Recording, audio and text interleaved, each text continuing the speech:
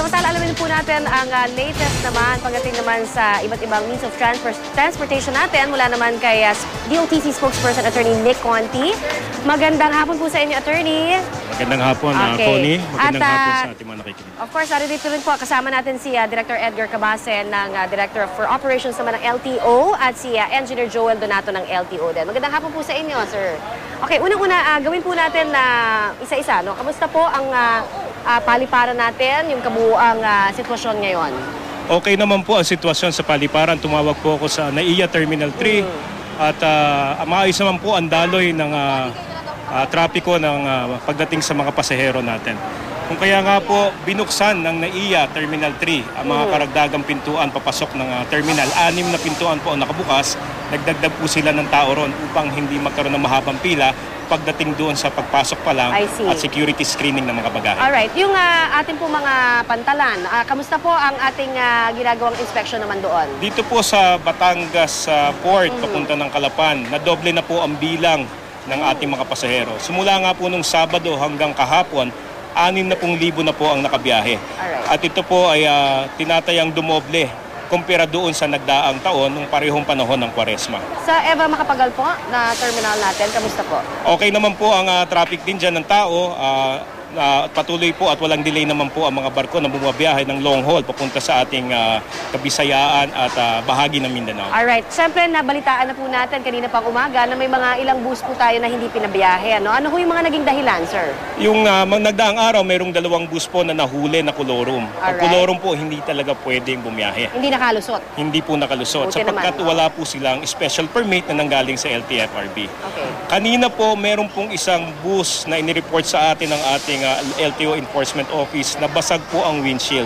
Pag basag po ang windshield, hindi rin po pinababiyahe. Okay, so kung meron pong kakulangan din sa pyesa ng bus, bawal din bumiyahe, no? Totoo po yun. Ini-inspection po natin lahat. Yung ilaw, yung preno, yung kapal ng gulong.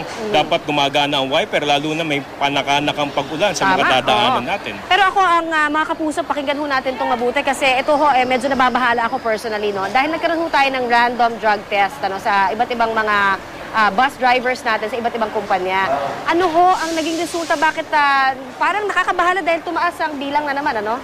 Ngayong araw pong ito, as we speak, we have 18 drivers found to be positive for illegal drugs. Okay. Tumaas po ng 18 na ngayon ang bilang, 16 po ang reported na nanggaling sa Cebu at saka po isa sa Sampaloc Bus Terminal, isa po rito sa Cubao.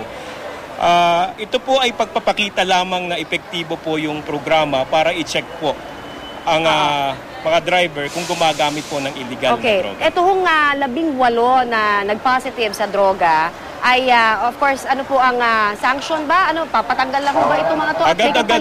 Agad-agad po, kinumpiska po ang lisensya nila. Ibig sabihin, hindi na po sila makakapagmaneho. Pinalitan na po ng mga bus operators yung mga driver na ito. Dahil nga po kumpiskado na ang lisensya nila. Pero yung mga kapalit naman po, wala naman po naging aberya sa paghahanap ng kapalit na driver? Wala naman pong nakitang aberya po. Alright, so far so good po tayo ngayon doon sa iba't ibang exit areas din po natin, ano? Ayon po sa tagibilin ni Secretary Mar Rojas, inaasahan po natin na dadagsa po ang tao ngayong Miyerkules Santo. Karamihan po nag-half day na. Kung kaya mas pinag-ibayo at pinatibay natin ang preparasyon. Nandito po ang ating OTS, nandyan po ang kanilang mga K9 units na umaamoy ng mga bagahe para tiyakin na itong mga bagahe ito ay na-examine. Nandyan ang LTFRB para tiyakin. Kung kulang ang bus, magbibigay sila ng special permit. Nandyan din po ang LTO para tiyakin na yung driver maayos at tiyakin po na ang bus ay roadworthy. Ito lang napansin ko dahil yung additional o yung special permit na umabot ng mahigit sa 600 ang binigay ninyo. Pero ang allotted na dapat ay 800. Ano ang nangyari? Ba't hindi ho napuno kayo? Ang application po umabot po na mahigit 800. Ini-evaluate po naman yan base na rin po sa kagustuhan ng mga aplikante. Ang nakakapagtaya po ng tamang bilang ng mga sumasakay ay mismong yung mga operator. Kung makita nila na kulang, ipipursige po nila ang kanilang application. Okay, kasama niyo ho ngayon, syempre yung iba't ibang mga ahensya rin, nakatuwang po ng DOTC. Tama po yun. Ano hong mensahe natin para ho sa ating mga kababayan? Kasama po syempre ang LTO, ano? Kasama po si Secretary Marojas, ang buong pamilya po ng DOTC, ang pinagsamasamang puwersa ng DOTC at ang mga sangay na ahensya nito. Ang hangad lang po namin sa lahat na maglalakbay at gugunita ng Semana Santa, isang ligtas na biyahe ngayong Kwaresma. Alright, maraming salamat po sa inyo, Attorney Nick Conti ng DOTC naman, at maraming salamat po sa inyong lahat para naman sa pag-agapay sa ating mga kababayan.